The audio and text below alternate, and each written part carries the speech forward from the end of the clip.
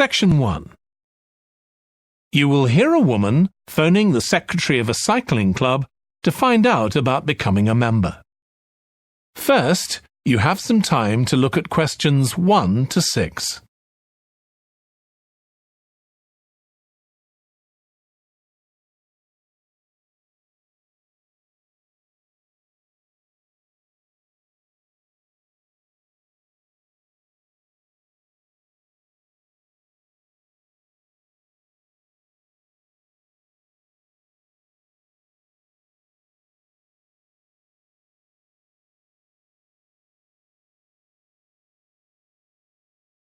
You will see that there is an example that has been done for you.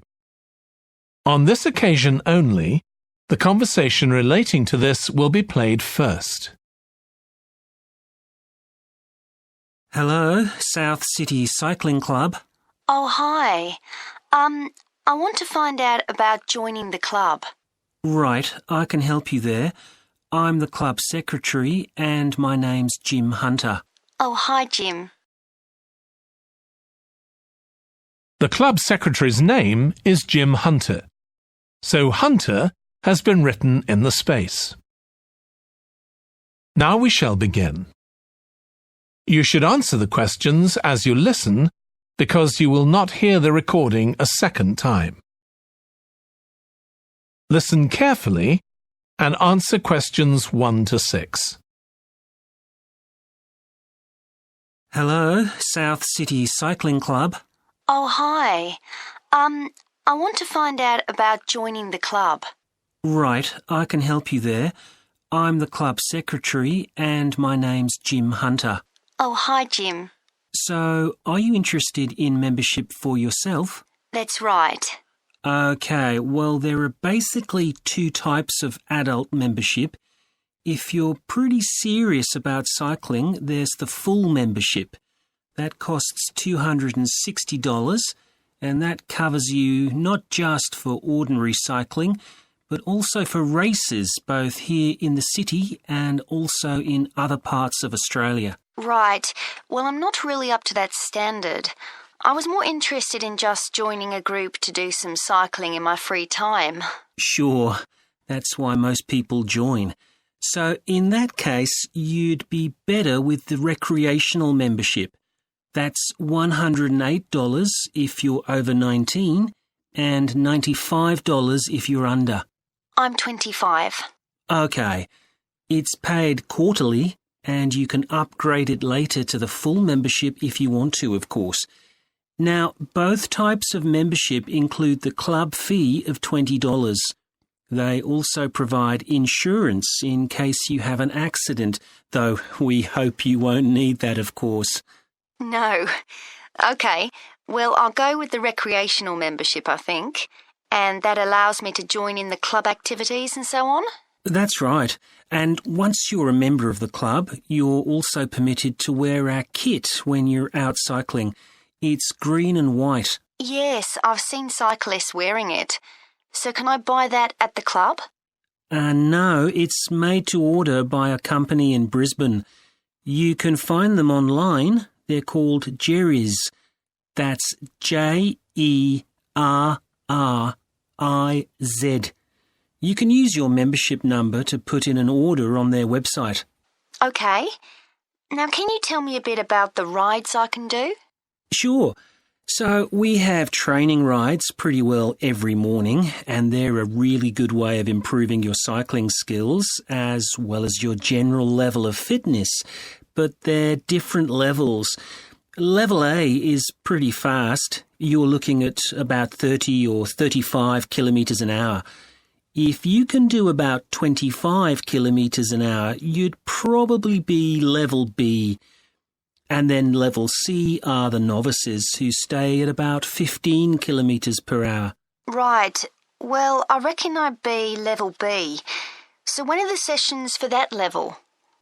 There are a couple each week. They're both early morning sessions. There's one on Tuesdays, and for that one you meet at 5:30 a.m, and the meeting point's the stadium. Do you know where that is? Yes, it's quite near my home, in fact. Okay, and how about the other one? That's on Thursdays. It starts at the same time, but they meet at the main gate to the park. Is that the one just past the shopping mall? That's it. Before you hear the rest of the conversation, you have some time to look at questions 7 to 10.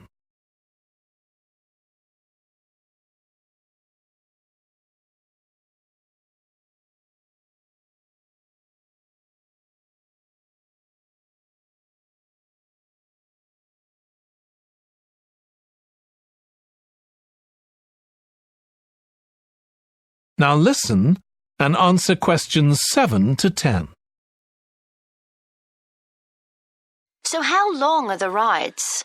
They're about an hour and a half, so if you have a job, it's easy to fit in before you go to work.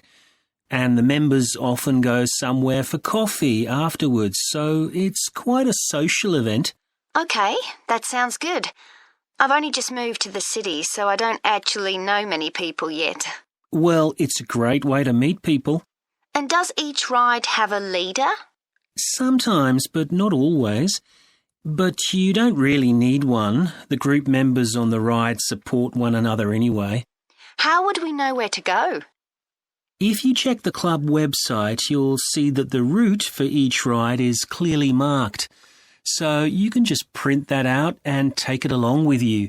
It's similar from one week to another, but it's not always exactly the same. And what do I need to bring? Well, bring a bottle of water and your phone. You shouldn't use it while you're cycling, but have it with you. Right. And in winter, it's well before sunrise when we set out, so you need to make sure your bike's got lights. That's okay. Well, thanks, Jim. I'd definitely like to join. So what's the best way of going about it? That is the end of section 1. You now have half a minute to check your answers.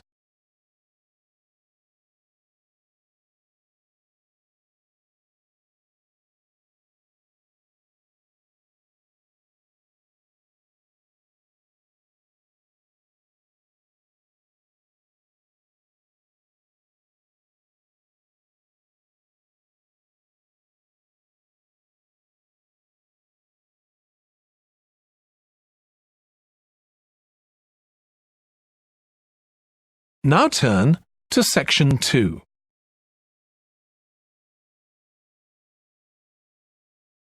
Section 2. You will hear a manager in a company talking to employees about volunteering for charity work. First, you have some time to look at questions 11 to 16.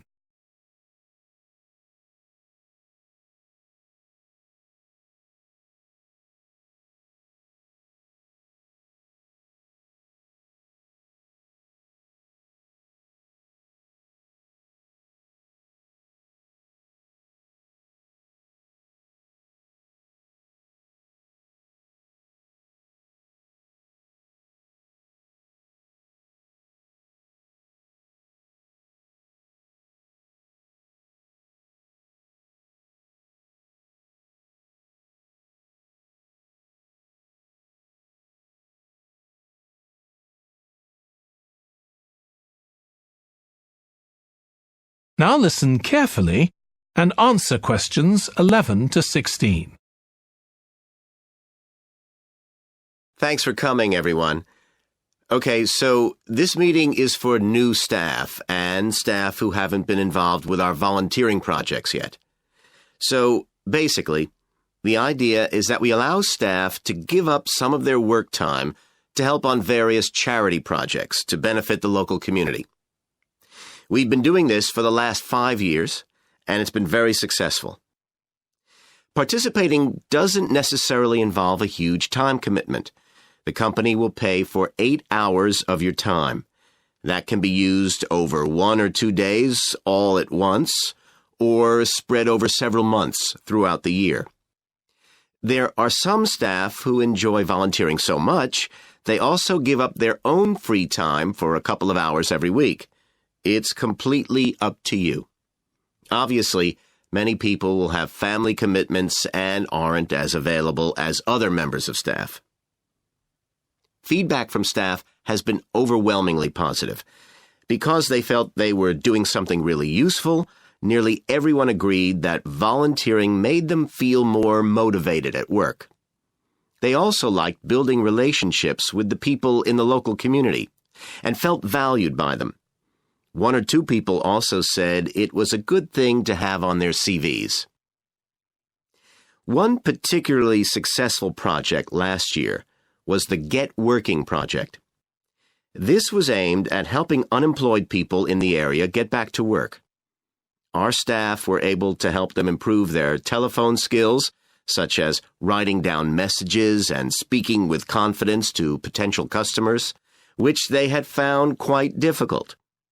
This is something many employers look for in job applicants, and something we all do without even thinking about every day at work. We've got an exciting new project starting this year. Up until now, we've mainly focused on projects to do with education and training. And we'll continue with our reading project in schools and our work with local charities. But we've also agreed to help out on a conservation project in Redfern Park. So if any of you fancy being outside and getting your hands dirty, this is the project for you. I also wanted to mention the annual Digital Inclusion Day, which is coming up next month. The aim of this is to help older people keep up with technology. And this year, instead of hosting the event in our own training facility, we're using the ICT suite at Hill College, as it can hold far more people. We've invited over 60 people from the Silver Age Community Center to take part, so we'll need a lot of volunteers to help with this event. If you're interested in taking part, please go to the volunteering section of our website and complete the relevant form. We won't be providing any training for this, but you'll be paired with an experienced volunteer if you've never done it before. By the way, don't forget to tell your manager about any volunteering activities you decide to do. Before you hear the rest of the talk, you have some time to look at questions 17 to 20.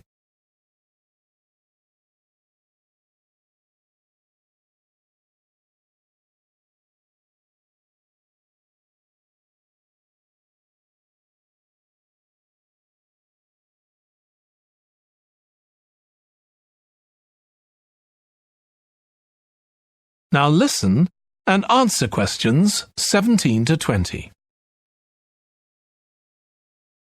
The participants on the Digital Inclusion Day really benefited. The majority were in their 70s, though some were younger, and a few were even in their 90s. Quite a few owned both a computer and a mobile phone, but these tended to be outdated models. They generally knew how to do simple things like send texts, but weren't aware of recent developments in mobile phone technology. A few were keen to learn, but most were quite dismissive at first. They couldn't see the point of updating their skills. But that soon changed. The feedback was very positive.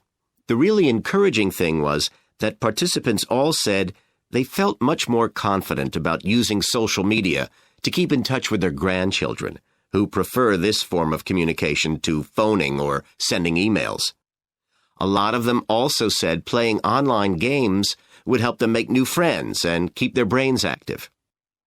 They weren't that impressed with being able to order their groceries online, as they liked going out to the shops, but some said it would come in handy if they were ill or the weather was really bad. One thing they asked about was using tablets for things like reading newspapers. Some people had been given tablets as presents, but had never used them. So that's something we'll make sure we include this time.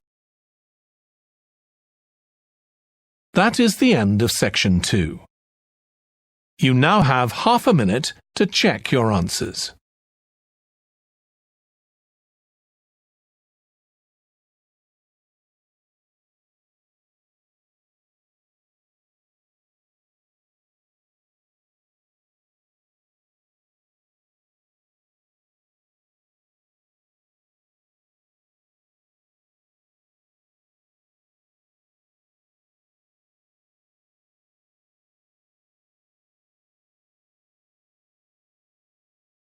Now turn to Section 3.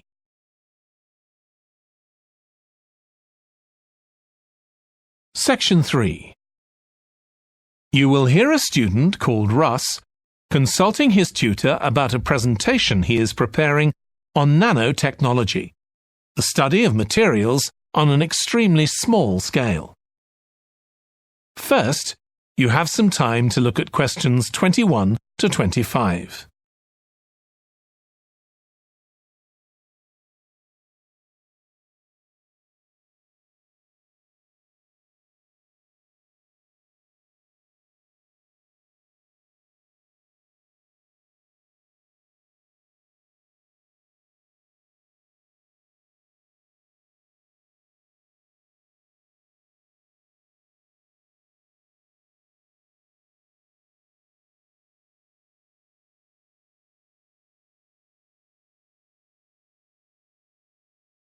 Now listen carefully and answer questions 21 to 25.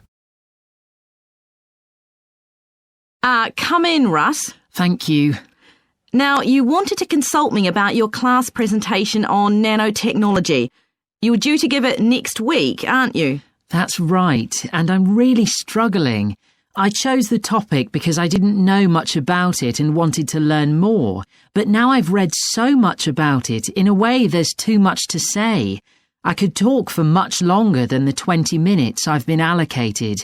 Should I assume the other students don't know much and give them a kind of general introduction, or should I try and make them share my fascination with a particular aspect? You could do either, but you'll need to have it clear in your own mind. Then I think I'll give an overview. OK. Now, one way of approaching this is to work through developments in chronological order. Uh-huh. On the other hand, you could talk about the numerous ways that nanotechnology is being applied. You mean things like thin films on camera displays to make them water repellent and additives to make motorcycle helmets stronger and lighter? Exactly. Or another way would be to focus on its impact in one particular area, say medicine or space exploration. That would make it easier to focus. Perhaps I should do that. I think that would be a good idea. Right. How important is it to include slides in the presentation? They aren't essential by any means, and there's a danger of tailoring what you say to fit whatever slides you can find. While it can be good to include slides, you could end up spending too long looking for suitable ones. You might find it better to leave them out. I see. Another thing I was wondering about was how to start. I know presentations often begin with, first I'm going to talk about this, and then I'll talk about that. But I thought about asking the audience what they know about nanotechnology. That would be fine if you had an hour or two for the presentation, but you might find that you can't do anything with the answers you get, and it simply eats into the short time that's available. So maybe I should mention a particular way that nanotechnology is used to focus people's attention. That sounds sensible. What do you think I should do next? I really have to plan the presentation today and tomorrow. Well, initially, I think you should ignore all the notes you've made, take a small piece of paper and write a single short sentence that ties together the whole presentation. It can be something as simple as, nanotechnology is already improving our lives. Then start planning the content around that. You can always modify that sentence later if you need to. OK. Before you hear the rest of the discussion, you have some time to look at questions 26 to 30.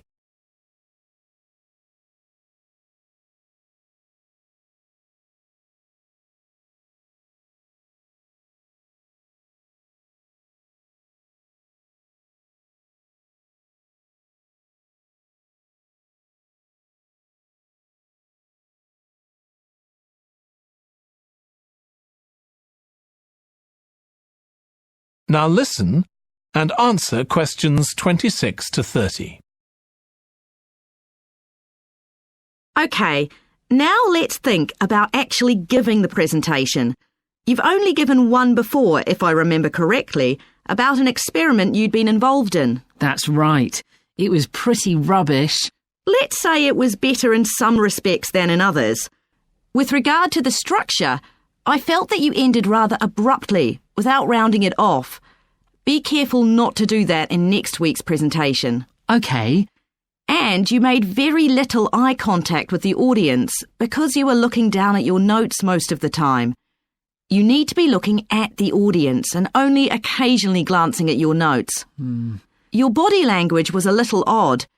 Every time you showed a slide, you turned your back on the audience so you could look at it. You should have been looking at your laptop. And you kept scratching your head, so I found myself wondering when you were next going to do that, instead of listening to what you were saying. Oh dear. What did you think of the language?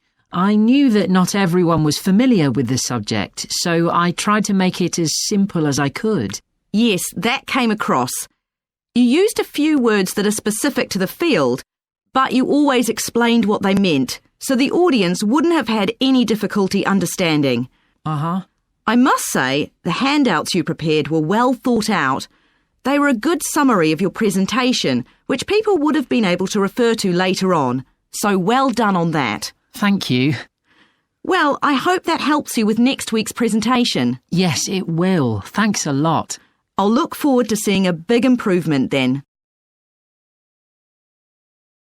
That is the end of section 3. You now have half a minute to check your answers.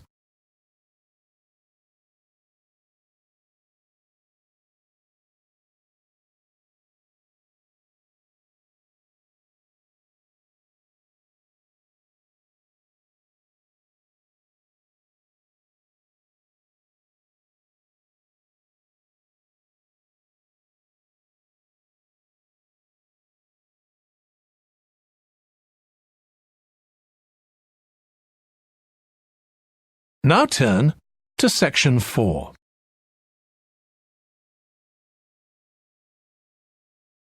Section 4. You will hear a lecturer in psychology talking about a type of memory. First, you have some time to look at questions 31 to 40.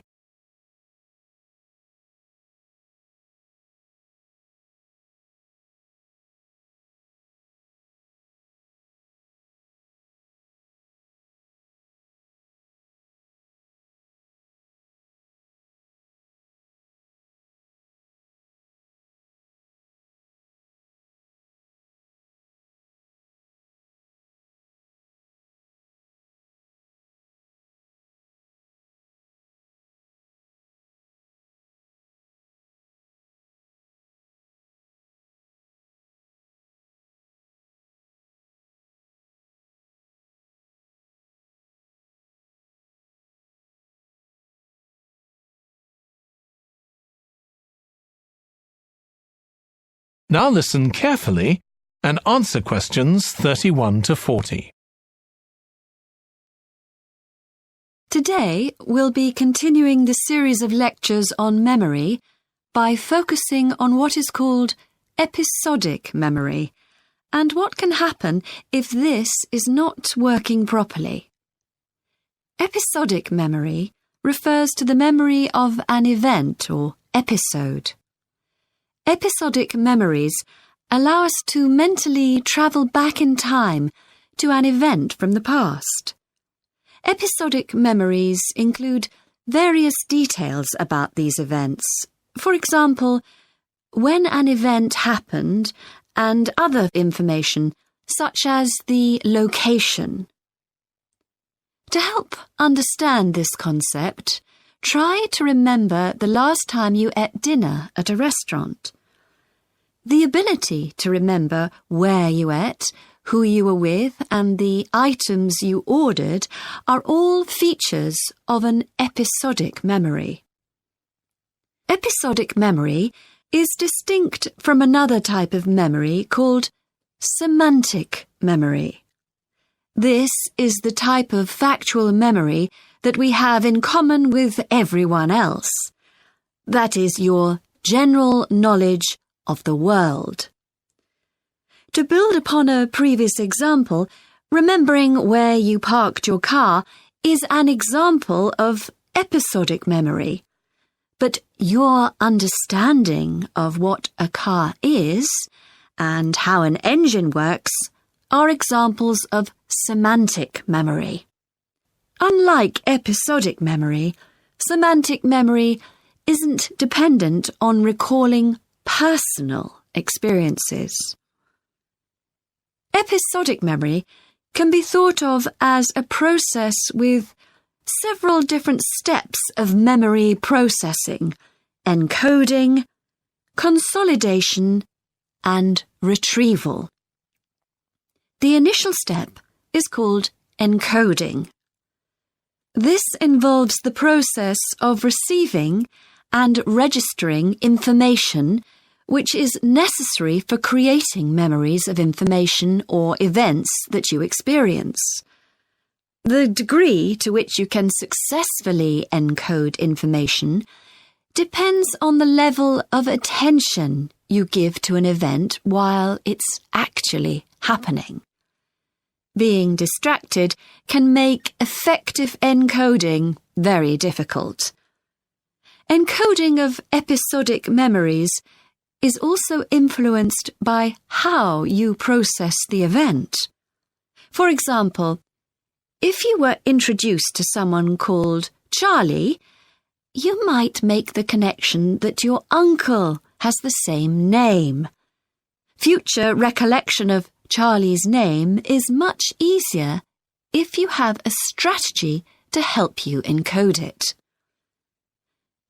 Memory consolidation, the next step in forming an episodic memory, is the process by which memories of encoded information are strengthened, stabilized, and stored to facilitate later retrieval.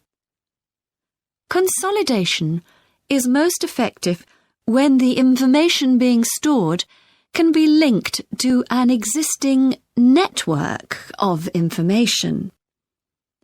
Consolidation makes it possible for you to store memories for later retrieval indefinitely.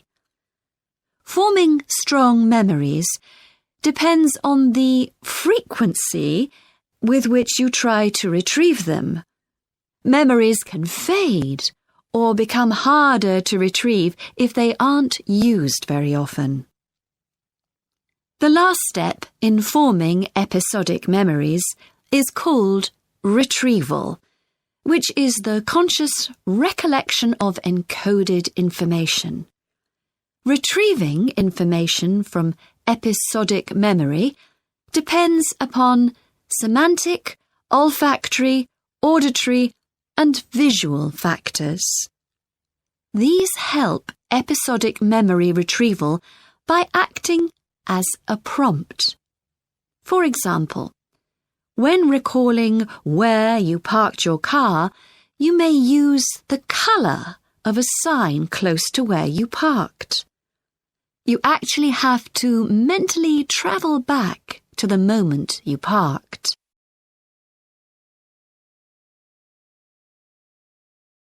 There are a wide range of neurological diseases and conditions that can affect episodic memory. These range from Alzheimer's to schizophrenia to autism. An impairment of episodic memory can have a profound effect on individuals' lives. For example, the symptoms of schizophrenia can be reasonably well controlled by medication. However, patients' episodic memory may still be impaired, and so they are often unable to return to university or work. Recent studies have shown that computer-assisted games designed to keep the brain active can help improve their episodic memory. Episodic memories can help people connect with others, for instance by sharing intimate details about their past, something individuals with autism often have problems with. This may be caused by an absence of a sense of self. This is essential for the storage of episodic memory and has been found to be impaired in children with autism. Research has shown that treatments that improve memory may also have a positive impact on children's social development. One study looked at That is the end of section 4. You now have half a minute to check your answers.